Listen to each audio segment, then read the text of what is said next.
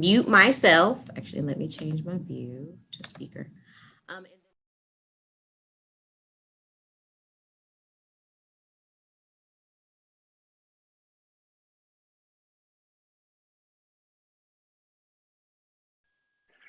Hi, everyone. My name is John Domboski. I'm curator of mammals here at the Denver Museum of Nature and Science. And today I want to talk to you about some little animals I've been working on and off for about 20 years now. Little animals called shrews. And what I would like to do is tell you a little bit about them. And first of all, you may be asking, what exactly is a shrew? You may have heard about William Shakespeare and Taming of the Shrew. That might be your only knowledge of shrews, and that's not really about shrews, that's about people. But what is a shrew? They look right here, you see one. They're obviously small, that's an earthworm for reference. They're kind of mouse-like, but they are not what you think they are.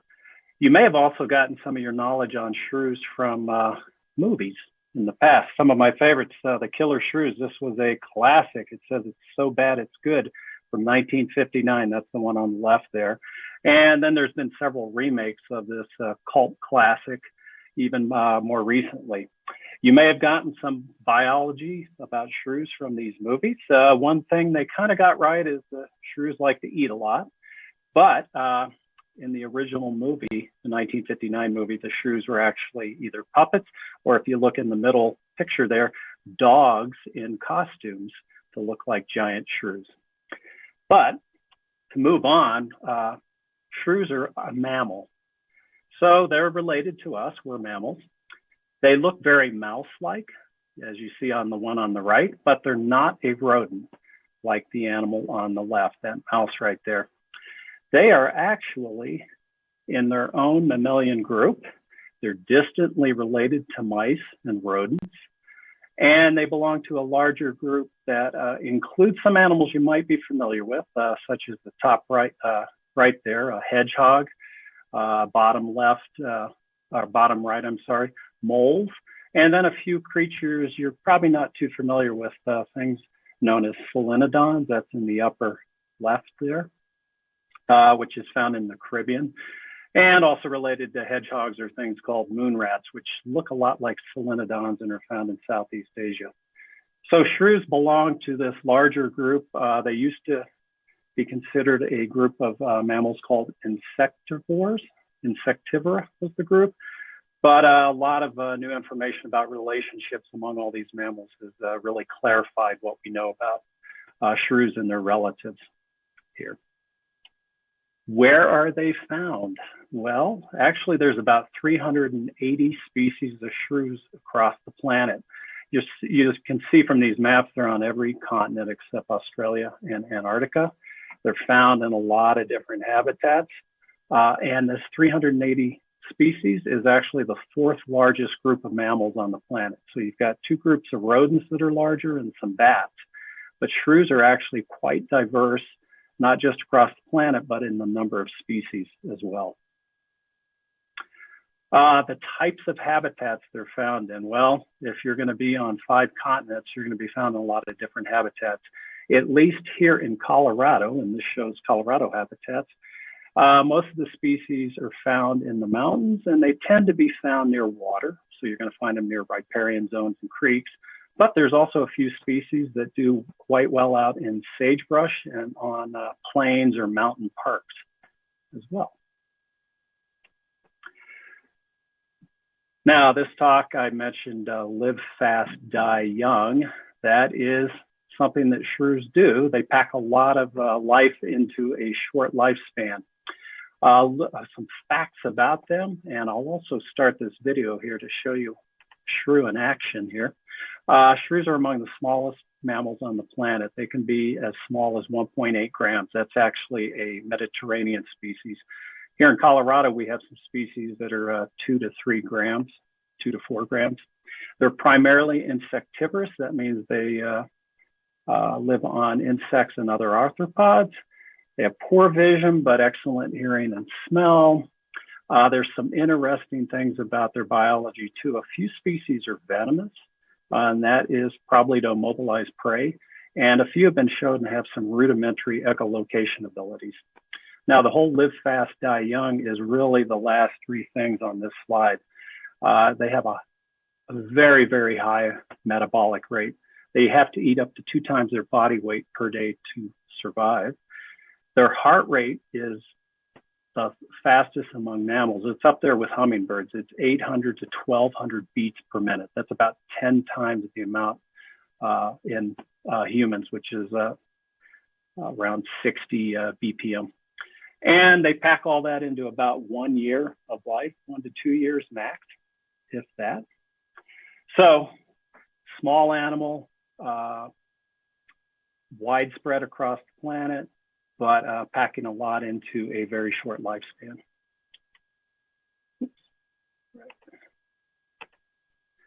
How do you identify species of shrew? Well, with 380 across the planet, it's quite a bit. There's probably more shrews yet to be identified and assigned to species. Here in Colorado, as the curator of mammals at the museum, I have to worry about 9 species that we have in the state. For the most part, 2 or 3 of them are fairly easy to ID in hand, but the rest of them can be very difficult. And I've been working on it for 20 years, and I'm stumped quite a bit. And what you have to do is you have to rely on other types of characters or characteristics of these shrews. And one of them is teeth. So what these diagrams show you are the upper jaws of 2 different species of shrew. The one on the right also shows the lower jaw. You see that the teeth are quite large for an animal that small. So relative to the size of the skull, the teeth are huge. Considering that they eat a lot of insects and hard-shelled animals like beetles, you'll notice that the teeth are quite beautiful and that they have that red tinge to them. That's actually an adaptation where they have iron embedded in the teeth, and it's thought that iron strengthens their teeth over the course of their lifetime because they're eating a lot of beetles and hard-shelled insects. So that's where you see the red right there. They're sometimes referred to as red-tooth shrews. Now, in terms of identification of shrews, I want to point out the teeth. This row of teeth here, numbered 1, 2, 3, 4, and 5. These are called the unicuspid teeth. There's 5 of them right there. And one way to tell the difference between species of shrew is both the number of these unicuspids, 4 to 5, and the relative size of usually the 3rd and 4th unicuspid. So if you look over on the right, it says it's the montane shrew, and you see the red arrow. Notice that that unicuspid is smaller relative to the other unicuspids compared to the masked shrew on the left there. So those kind of subtle differences in size and number allow you to identify different species of shrew. It works pretty well. There's also a lot of variation. Like I said, sometimes I'm stumped trying to identify these shrews. So what we've done here at the museum is we've moved on to other ways. Another thing that confounds some of this is these shrews. So they're living a year, possibly 2 years, and their teeth wear down. So here's the row of teeth, the unicuspids here, shown all worn down. I can tell this is an older shrew that probably overwintered, meaning it was born in spring of, say, 2020, and this would be what it looks like a year from now in 2021. So the teeth have worn down, and it makes it difficult to use those teeth as a diagnostic character to identify the shrews. So we've moved, like I said, we've moved on to other methods, and that is DNA sequencing. So with the shrews, I can look at the teeth. I can do even other analysis where I take a lot of measurements of the skull, do cranial measurements, do some statistical analysis, and I can figure out what shrews which. But we've moved to DNA sequence here. So as a way to kind of definitively identify these shrews in our collection. And this is a process that some people refer to as DNA barcoding. Basically, you have your species of interest, in this case, shrews. You isolate DNA from them, you sequence them, And that DNA sequence is a unique identifier for that particular specimen, or a barcode to put it into retail space, if you will.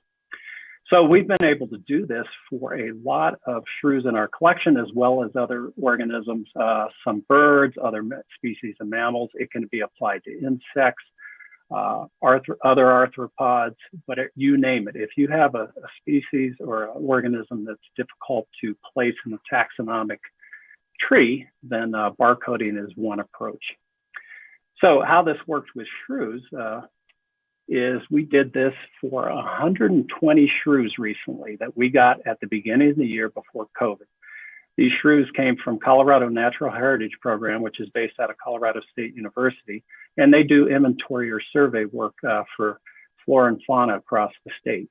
They had 120 shrews they sent us that they had tentatively identified based on those teeth that I was talking about, those characteristics in the teeth. Those tentative IDs based on the teeth are on your right hand or your left hand box there. So there were 4 species they thought they had, or 3 plus some unknowns.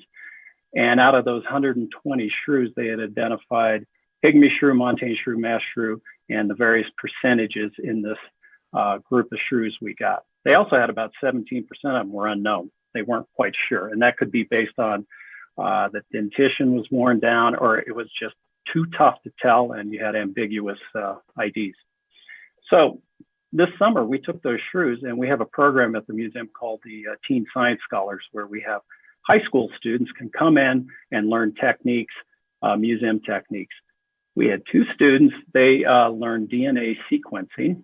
So we gave them 120 shrews, and they sequenced all those 120 shrews, got a unique barcode for each of them. And the results they got are on the right there. For the most part, it was similar to what Colorado Natural Heritage Program had ID based on the teeth, but about 25% changed, or we were able to identify. So, the percentages between the montane shrew and the mesh shrew changed a little bit because we got better IDs from the DNA sequence.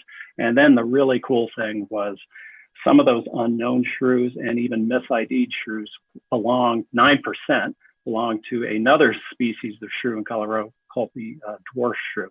So we picked up a species that was known from the state, but not too much is known. And there were almost 10% of those species, 120 in there, were these leash shrews. So this is a really great way, pretty simple, pretty cost-effective way of identifying shrews or any other animals that need identification. Another interesting thing is you see what's known as a pygmy shrew. And over the last couple of years, I've been working on that. That's another really small shrew here in Colorado. It can be down to 2.1, 2.5 grams. They're higher elevation. And what we've been able to do with those shrews is document their distribution and get some genetic information. And to put it in perspective, this shrew, the pygmy shrew, was known. It's found across northern Canada, Alaska, and more northern United States. But it wasn't found in Colorado and the Southern Rockies and Wyoming until 1963. So you see those black localities on the map on the left there, shows from 1963 to 1999. Those are the records of the pygmy shrew in Colorado and Wyoming. Not too many, not too much was known about them. High elevation, typically above 8,500 feet in the state. Now, in the last 20 years, there has been more survey work, and we've also DNA barcoded many of these shrews, which have turned out to be pygmy shrews. And in red, in addition to the black, you see more localities where we found this shrew in the state. So what we're learning is it's more widespread, maybe no surprise. We're getting a better handle on the type of habitat it's found in. It tends to be high elevation, kind of muskeggy, near standing water. That appears to be where we find a lot of it. And the real interesting thing that I'll end with is, as I said, we've been working on this shrew with some colleagues, and we found that the populations in Wyoming and Colorado that are shown on this map are actually slightly distinct from more northerly populations. They're also isolated. They're found down here in Colorado and Wyoming, and you don't find this species again until you go as far north as into Montana and into Canada. So we have an isolated population down here in Colorado. Not too much is known about it, and there's some slight genetic differentiation on that. So what this all comes down to is shrews, we don't always know a lot about them, particularly their genetics. There's a lot to learn even in the state I live in, here in Colorado, with the 9 species.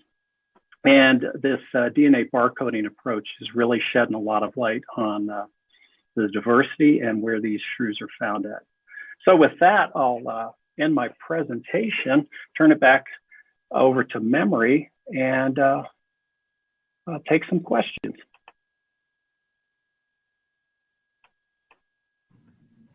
Fantastic. Hello again, John. Hi there. Hi, Memory. Hello, Facebook and YouTube audience we have with us today. My name is Memory.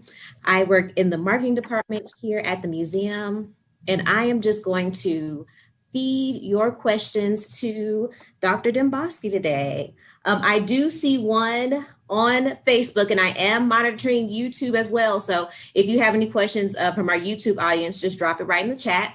We do have one from Pamela Strong, who asked, are shrews related to elephants?